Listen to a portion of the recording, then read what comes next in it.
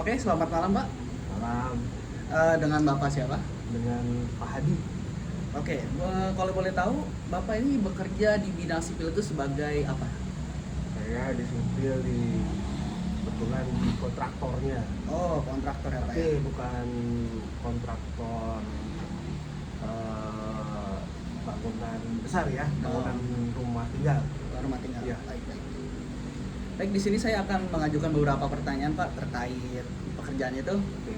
Oke.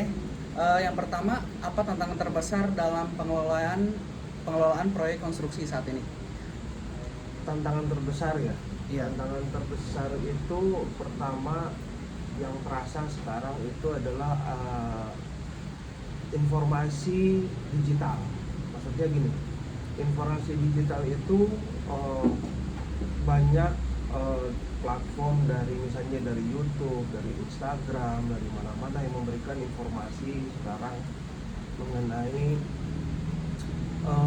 desain rumah, bentuk rumah, terus apa namanya itu material yang dipakai sekarang, apa-apa segala macam itu cepet banget. Jadi terasa banget bedanya waktu kita zaman dulu yang informasi yang mau pakai HP ya, mau pakai HP itu informasinya itu sekarang deras banget. Jadi orang-orang yang user sekarang itu pemilik rumah itu, apalagi ibu-ibu TikTok gitu ya, kadang-kadang melihatnya itu langsung mereka pengen ini, wah jadi kita itu harus update terus soal itu ya. Jadi yang pertama itu adalah memang apa namanya informasi itu. Jadi kesiapan kita sebagai kontraktor itu harus selalu apa namanya tuh harus selalu update dengan permintaan pasar, itu yang pertama. Terus yang keduanya itu masalah harga barang-barang sekarang itu susah ditebak gitu kan, karena perang harga di antara platform lah, misalnya di antara di internet sama di lapangan itu jauh berbeda. Jadi itu tantangannya, antara kita misalnya memberikan harga sesuai yang ada di lapangan, sesuai dengan kondisi di lapangan, tapi ternyata mereka di sana itu membandingkan kok harganya ini murah, padahal memang itu saya ya sebagai kontraktor itu kan agak sulitnya begini. Kalau kita mengambil barang yang ada di internet itu, kita nggak tahu bentuknya seperti apa, kita nggak tahu realnya seperti apa, bahannya kita harus sentuh segala macam. Tapi kalau kita lihat barang yang ada di pasaran, kita lihat misalnya di Mitra 10 atau segala macam ya, saya harus sebut namanya, kita tahu kondisinya seperti apa, jadinya memang harganya lebih mahal, tapi kita lebih percaya terhadap itu barang-barang yang ada di pasaran itu. Jadi, mungkin itu ya tantangan yang paling berat. Berarti konsumen itu tidak sebagian jadi konsumen itu hanya taunya yang dia lihat aja kan, seperti di online itu pasti harganya lebih murah gitu, Ya, tapi tidak tahu kondisi fisiknya itu seperti apa, ya, bagusnya begitu, itu. ya.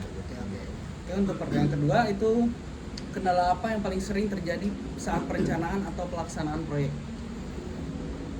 Kalau waktu perencanaan itu adalah yang kendalanya itu yang pertama, kendalanya antara keinginan dan keinginan si konsumen itu berubah-ubah gitu ya, keinginan itu berubah-ubah. Jadi kadang-kadang kita itu sudah survei, kemudian kita tanya keinginannya seperti apa gitu kan ya, tapi saat kita sudah membuat gambar atau bentuk segala macam, sekarang kan kita udah pakai aplikasi ya, kemudian itu berubah gitu, tiba-tiba nggak mau seperti ini, ubah lagi, seperti ini, ubah lagi. Jadi itu untuk perencanaan seperti itu. Jadi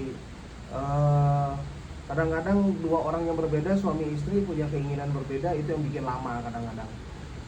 Jadi mereka itu mensinkronkan diri sendiri aja itu susah gitu kadang-kadang. Jadi kita itu harus lama untuk eksekusinya, itu lama. Terus kalau dalam pelaksanaan itu juga paling sering itu.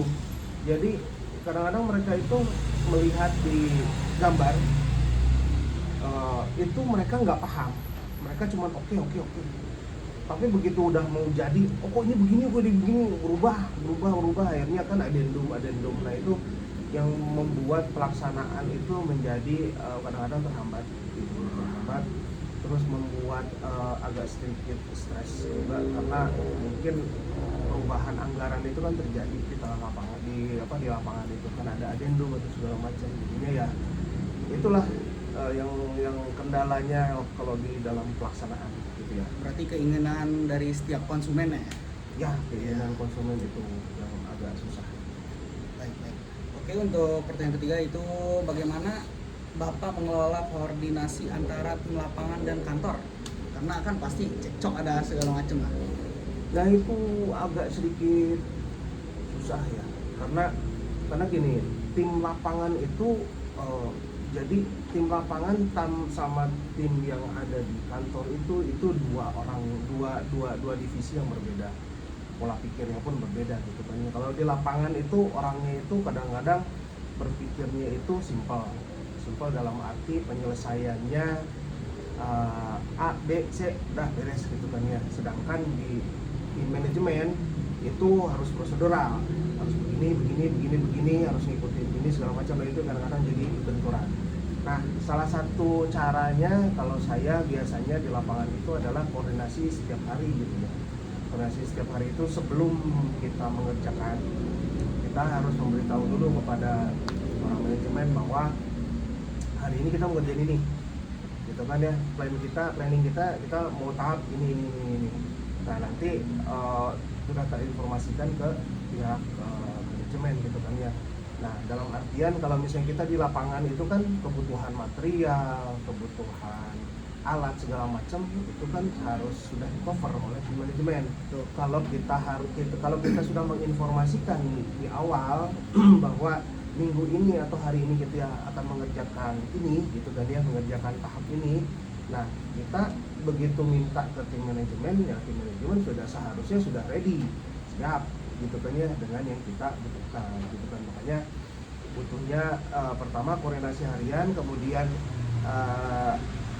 meeting mingguan, meeting progress mingguan, kemudian yang besar lagi ya bulanan juga harus ada gitu kan ya, untuk mencari solusi-solusi terhadap kendala yang ada di lapangan gitu. Baik, berarti karena setiap divisi itu hanya tahu secara garis besarnya ya, tapi tidak tahu secara real time yang terjadi saat itu juga ya mungkin ya. Iya, kalau real time secara langsung itu kan dilaporkannya biasanya kan sore atau menjelang pagi, kalau misalnya pagi kan laporannya gitu kan ya.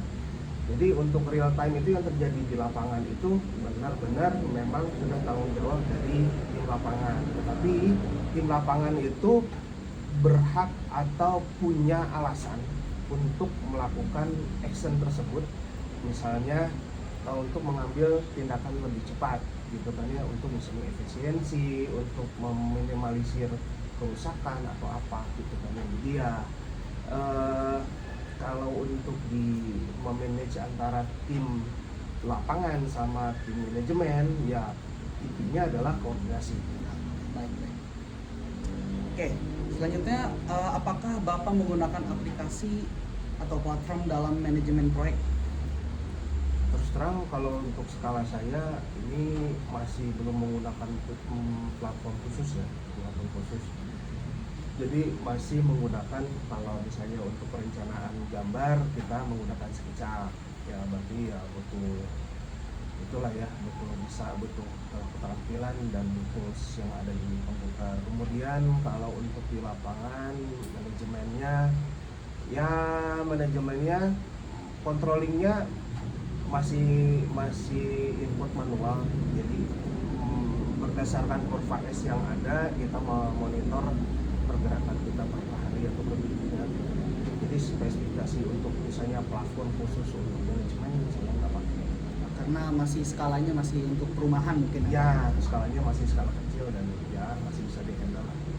Baik. Oke, pertanyaan selanjutnya, bagian mana dari proyek yang paling membutuhkan bantuan teknologi? Nah ini kalau teknologi, bicara mengenai teknologi itu sekarang itu kan memang banyak banget ya. Sebenarnya mah sebenarnya kalau misalnya teknologi itu dari awal project sampai dengan finishing project itu menggunakan teknologi ya. Tapi kalau dibilang bagian mana yang paling penting, pertama adalah di bagian perencanaan. Itu misalnya butuh SketchUp, butuh AutoCAD, butuh ini ya, butuh tools yang lain pendukung seperti pemetaan, teodoli atau pengukuran segala macam. Itu perencanaan. Karena di awal pelaksanaan kalau misalnya kita menggunakan secara manual itu biasanya jauh tidak terlalu akurat. Tapi kalau kita menggunakan teknologi yang ada sekarang itu mungkin meminimalisir kesalahan lah ya di waktu pelaksanaan proyeknya. Jadi meminimalisir kesalahan yang ada gitu kalau Ya, pakai teknologi itu ya. Ya, meminimalisir kesalahan. Itulah. Baik. Fitur apa yang paling penting dalam platform manajemen konstruksi? Fitur ya. Iya, betul. Fitur dalam manajemen konstruksi. Fiturnya ini karena saya tidak menggunakan platform ya, tapi kalau saya diminta untuk menggunakan platform manajemen gitu kan ya, itu fiturnya yang paling penting itu adalah controlling. Itu yang paling penting karena dari controlling itu kita bisa lihat semua pergerakan yang terjadi di lapangan atau kira-kira apa yang bakalan kita hadapi di kedepannya gitu kan ya, untuk biar kembali lagi ke meminimalisir kesalahan gitu kan ya. Jadi kalau misalnya itu terkontrol gitu ya, itu mungkin bisa lancar gitu ya proyeknya. Oke, pertanyaan terakhir. Menurut Bapak itu seperti apa sih platform ideal untuk mendukung proyek konstruksi? Platform ideal ya, platform ideal itu sebenarnya harus dia tuh terintegrasi sebenarnya. Yang ideal itu jadi platform itu mulai dari perencanaan sampai dengan manajemen cash flow uang, itu sampai dengan penyelesaian project itu harus terintegrasi seluruhnya. Jadi saya nggak bisa tahu gimana ya, mungkin ada yang ada platformnya yang bagus gitu ya mengenai hal itu, tapi yang saya minta adalah itu terintegrasi dan dia itu update-nya itu real time gitu kan ya. Jadi bisa diupdate bisa dilihat oleh semua divisi yang ada. Misalnya contoh bagian lapangan mengupdate di sore hari misalnya mengenai keadaan di lapangan sesuai dengan kurva S. Hari ini apa, minggu ini apa. Nah itu dalam satu platform itu orang keuangan pun bisa baca berapa jumlah uang yang sudah dikeluarkan. Nah dari situ kelihatan juga misalnya sama atasan mengenai berapa persentasenya yang sudah dikeluarkan berbanding dengan anggaran yang sudah dikeluarkan gitu kan ya. Terus dalam misalnya di situ ada fitur kendala segala macam, itu harusnya sudah ada di dalam kotak itu. Jadi kendala itu mungkin bisa ditujukan ke bagian legal, bisa ditujukan ke bagian finance, bisa ditujukan ke bagian procurement atau mencari barang gitu kan ya. Itu bisa kelihatan semuanya. Jadi terkoordinasi, terintegrasi seluruhnya. Jadi proyek itu bisa diminimalisir ya, kesalahannya. Mungkin gitu ya. Berarti aplikasi atau platform yang meminimalisir adanya bentrokan di setiap divisi gitu ya Pak ya? Ya, gitu. Jadi semua divisi itu tahu apa saja sih yang udah terjadi di lapangan itu. Ya, jadi itu aplikasinya harusnya open source gitu. Jadi bukan kata open source atau apa namanya, yang penting informasi itu bisa terakses oleh seluruh divisi dan semua divisi itu bisa tahu jobnya masing-masing seperti apa dan dia fokus menjalankan fungsinya di setiap divisi. Mungkin itu ya. Berarti itu saja sih pertanyaan Pak. Terima kasih Pak. Siap, sama.